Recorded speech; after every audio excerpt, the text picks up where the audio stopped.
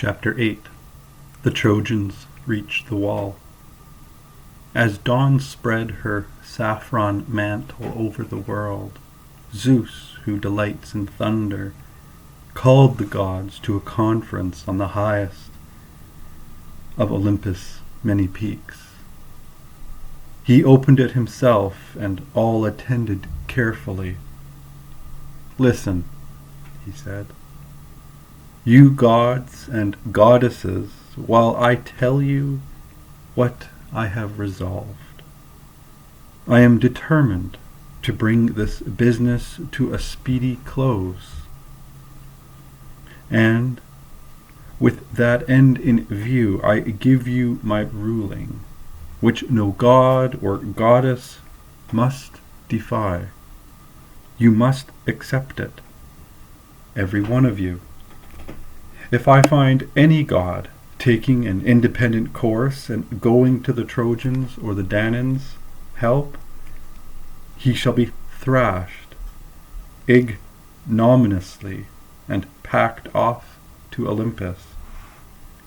Or I will seize him and hurl him into the gloom of Tartarus, far, far away, where the deepest of all chasms yawns below the world, where the iron gates are, and the brazen threshold, as far below Hades as the earth is under heaven. This will teach him by how much I am the most powerful of all the immortals. But perhaps you gods would like to put me to the test and satisfy yourselves? Suspend a golden rope from heaven and lay hold of the end of it, all of you together. Try as you may, you will never drag Zeus, the high counselor, down from heaven to the ground. But if I cared to take a hand and pull in earnest from my end, I could haul you up, earth, sea, and all. Then I should make the rope fast to a pinnacle of Olympus, and leave everything to dangle in mid-air. By so much does my strength exceed the strength of gods and men." Zeus finished, and they all held their tongues. He had spoken with tremendous force and left them dumbfounded. At last Athena, goddess of the flashing eyes, spoke up. "Father, our sons of Kronos, Lord Supreme," she said, "we all know well enough that you are invincible, but we are sorry nonetheless for the Danaan spearmen, left as they will be to destruction and a miserable fate. However, we will refrain from fighting, as you say, and shall content ourselves with giving helpful advice to the Argives, so that they may not all come to grief through your anger." Zeus, the cloud gatherer, smiled at her as he replied, "Have no fear, lady of Trito and dear child of mine. I was not in earnest, and I do not mean to be unkind to you." Zeus then harnessed to his chariot his 2 swift horses, with their brazen hooves and flowing golden manes. He clothed himself in gold, picked up his splendid golden whip, mounted his chariot, and started the horses with a flick.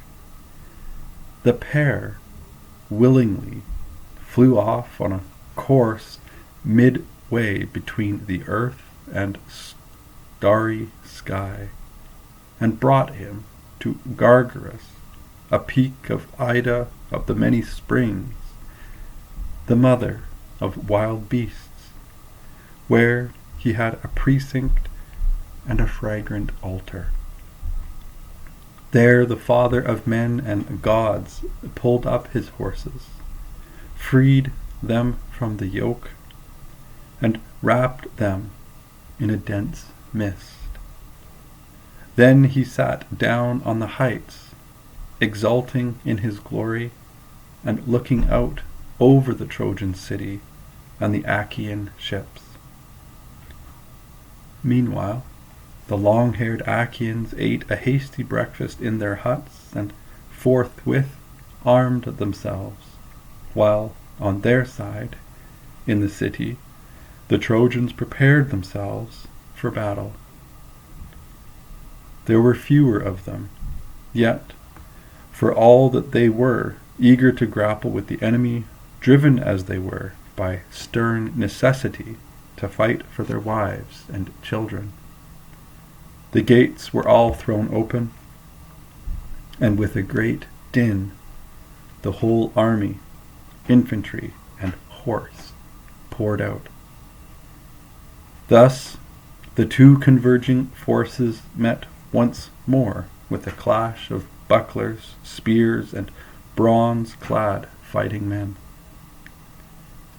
The bosses of their shields collided, and a great roar went up. The screams of the dying were mingled with the vaunts of their destroyers, and the earth ran with blood. Right through the morning, while the blessed light of day grew stronger, volley and counter-volley found their mark, and men kept falling.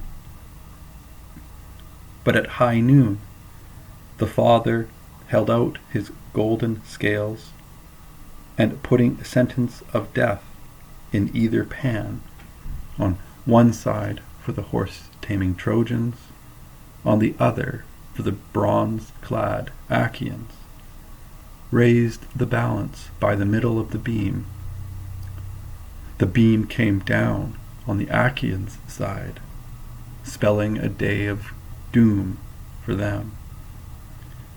Their sentence settled on the bountiful earth, while that of the Trojans went soaring up to the broad sky.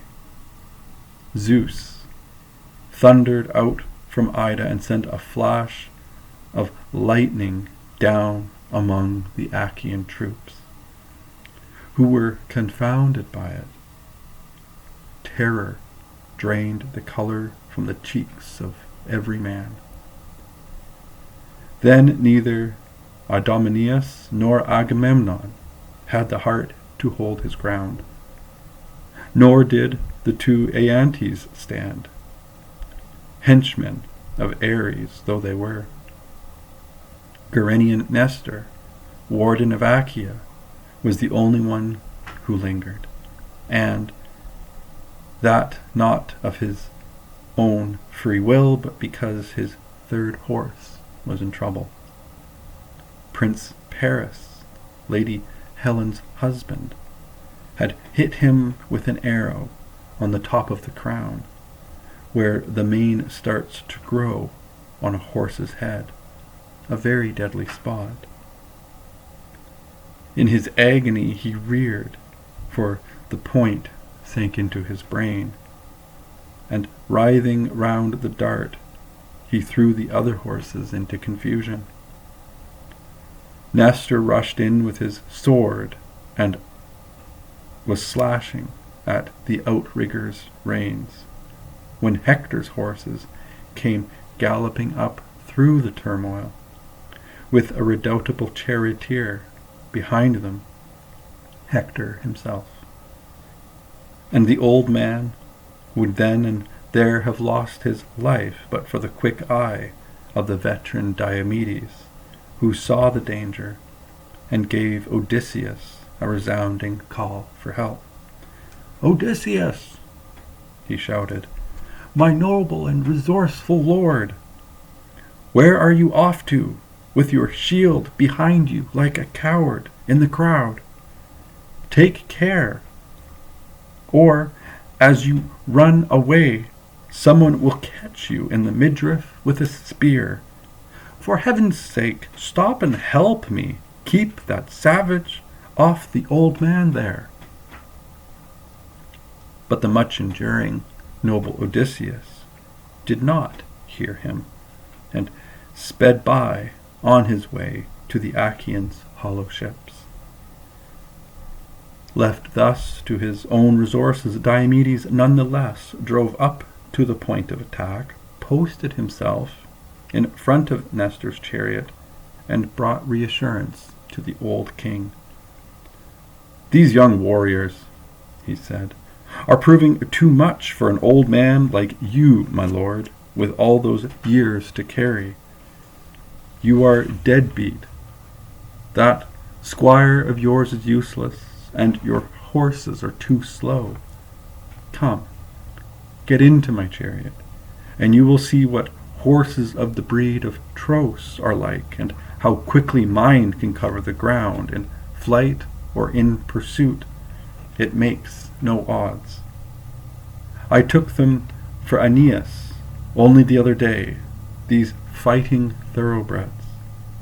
Let our squires take charge of your horses, while you and I drive this pair at the Trojan charioteers and teach Hector that I too have a spear that is tingling in my hand." Nestor, the Gerenian king, was nothing loath. So the two gallant squires, Sthenelus and the gentle Eurymedon, took charge of Nestor's horses, while he and Diomedes both mounted Diomedes' chariot. Nestor took up the polished reins and started the horses with the whip. They were soon within range of Hector, and Tydeus' son let fly at him as he came charging up. He missed him, but instead got Hector's squire and charioteer, Eniopus, a son of the proud Thebaius. He hit him by the nipple on the breast, with the horse's reins in his hands. The man fell headlong from the car, making his horses shy, and died where he fell. The death of his charioteer wrung Hector's heart, but sorry as he was for his comrade in arms, he left him lying there, and went off in search of a dashing charioteer. His fast horses were not long without a driver. He soon found the daring Ptolemaeus, Iphis' son, made him get in behind the pair, and handed him the reins. Irreparable disaster threatened the Trojans now, and they might have been driven into Ilium as lambs into a pen, if the father of men and gods had not been alert and acted quickly. With a terrific thunderclap, he launched a dazzling bolt and guided it to earth in front of Diomedes' horses. The dreadful reek of burning sulfur filled the air. The horses shied and backed under the chariot. The polished reins dropped from Nestor's hands, and in his terror he turned to Diomedes and said, "My lord, Tydeus, wheel your horses round and fly. Do not